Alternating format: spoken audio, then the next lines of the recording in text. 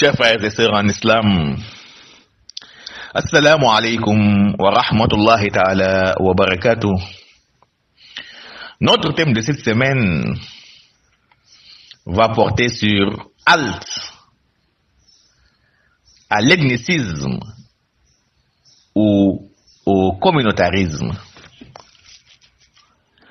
Nous devons éviter de brandir ou d'évoquer des propos pouvant embraser le pays et nous mener dans un chaos indescriptible à l'image de l'ethnicisme ou du communautarisme.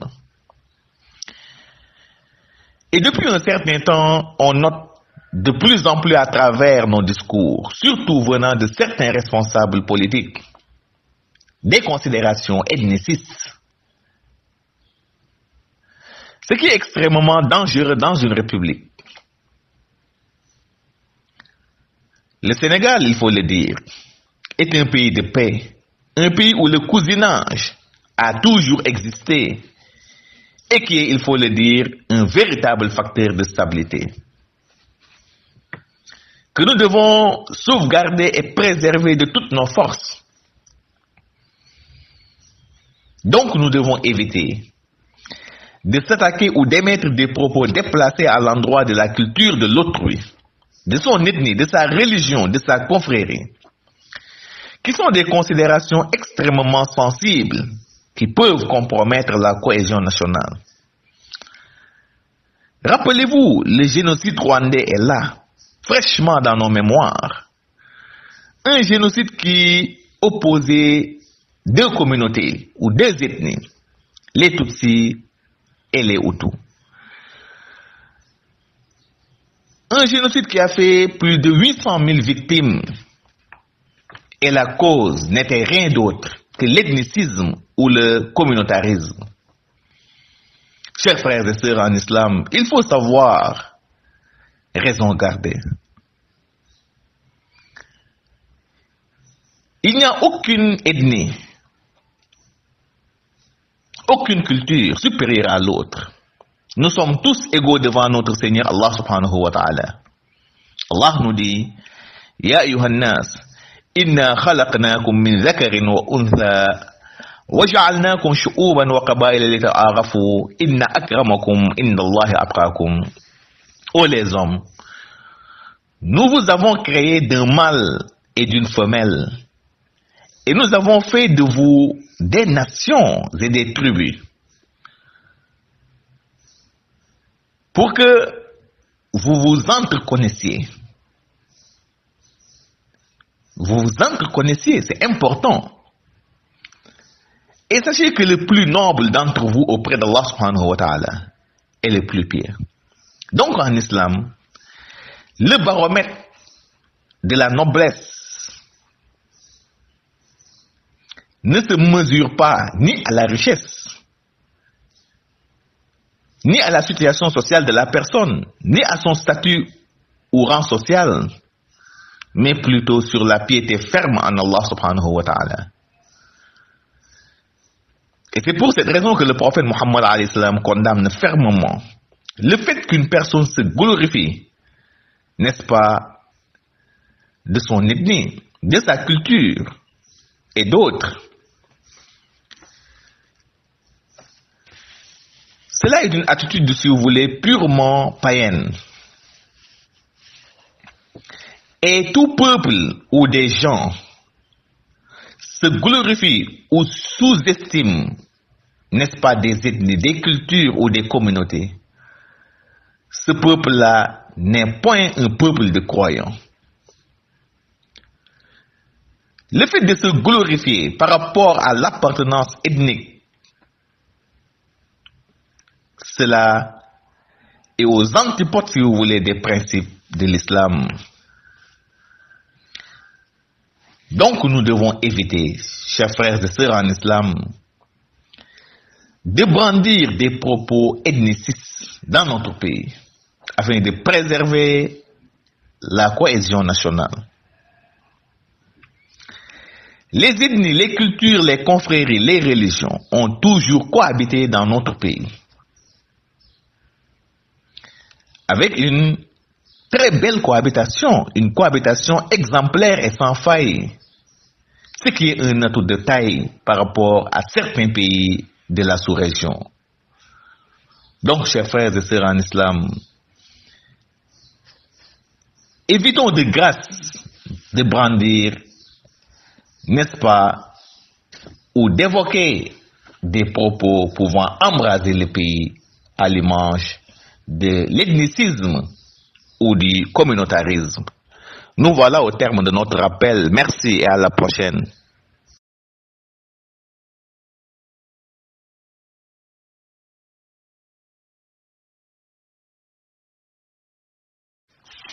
mbokk yi asalaamaaleykum wa rahmatullahi taala wa barakaatu. seen mbokk imam Mokhtar Ndiaye moo dellu si leen lay biir ci waxtaan yi muy am ak yéen saa su nekk. sunu tomb waxtaan nag tey dañ koy aj ci discours yi nga xam ne gis ngeen ko fan yi ci wàllu xeet ak ci wàllu waaso muy loo xam ne lu dangereux la, lu doy waar la, lu mën a taal réew la, lu mën a dugal réew la ci guute. mbokk yi nanu moytu di brandir wala di évoquer yenn discours yi, di évoquer ay discours yoo xam ne day màcc jëm ci wàllu xeet, ci wàllu waaso. te gis nañu depuis un certain temps jamono yi yépp ñuy gis léeg-léeg ci yenn discours yi, rawat na discours yoo xam ne day jóge ci ay kilifa, rawat na ci langue politique bi, ay discours yoo xam ne wax dëgg yàlla day màcc lool jëm ci wàllu xeet ak ci wàllu waaso. muy loo xam ne lu dangereux la, rawat na ci ab république. nanu xam ne Sénégal république la.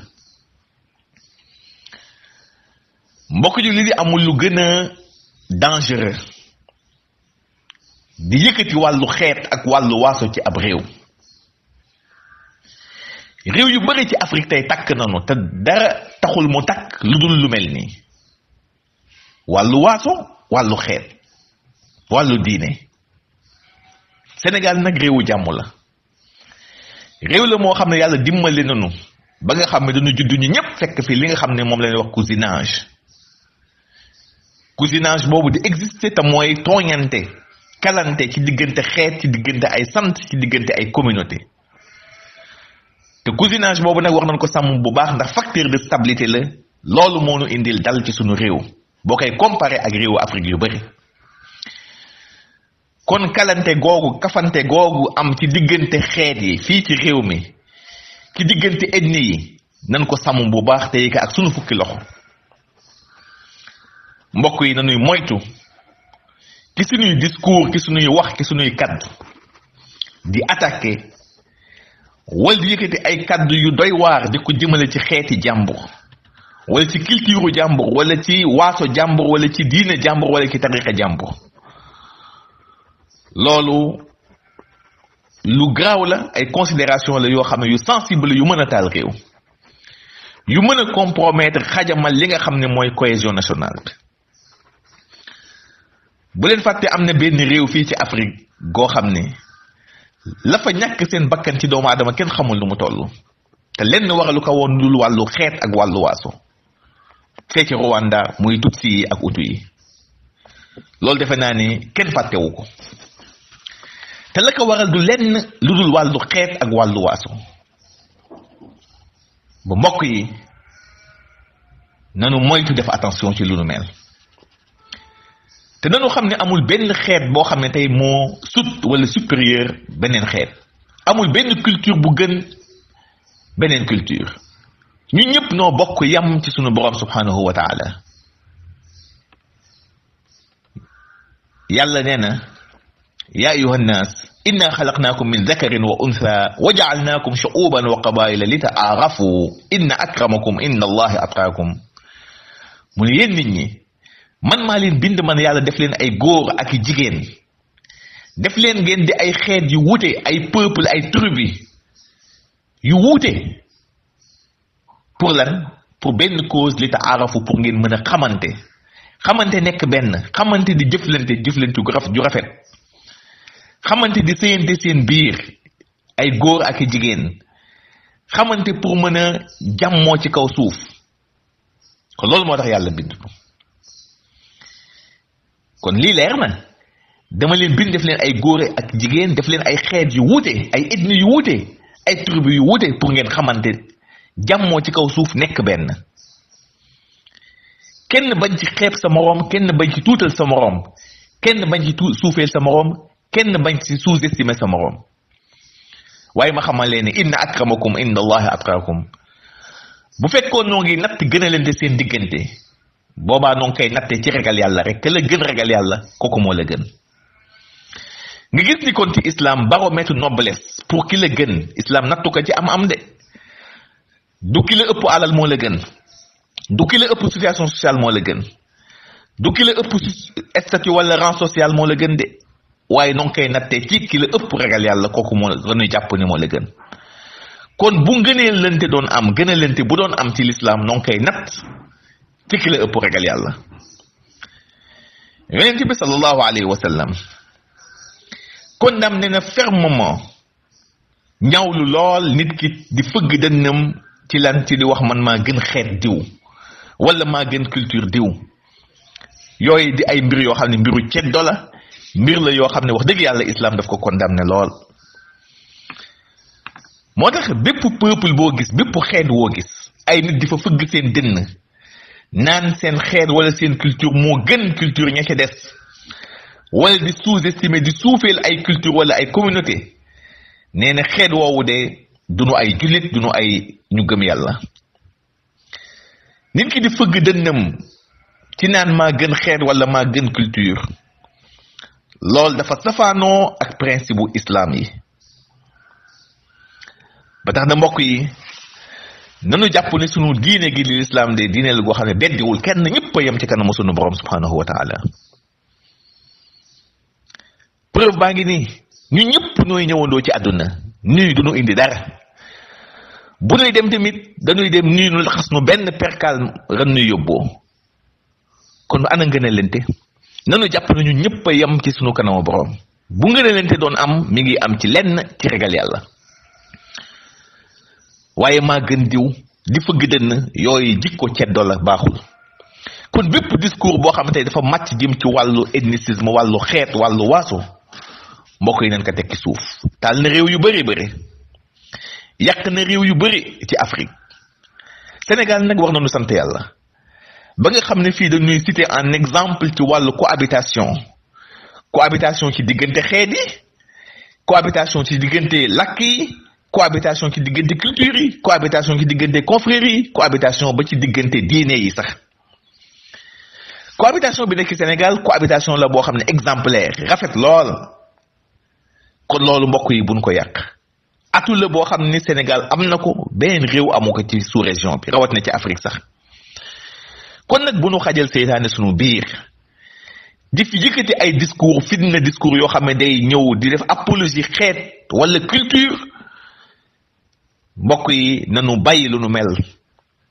tax loolu day taal fitna te sunu diine gi li l'islam dafa condamné fitna ci formam yépp ndax fitna kat bis buñ ko xasee ba taal du yem rek ca bopp ñe ko taal day law fépp kon nag noo ngi ñaar sunu responsable surtout nag ci wàllu politique nañuy mesurer seeni discours seeni kaddu xam ne Sénégal benn bopp la ñëpp bokk bu nu fab seen kaddu di ko jëmale ci ay fitna ci wàllu xeet ak ci wàllu waaso yaa noonu yàlla may dégg ak topp assalaamu aleykum wa rahmatullahi taala wa barakatuh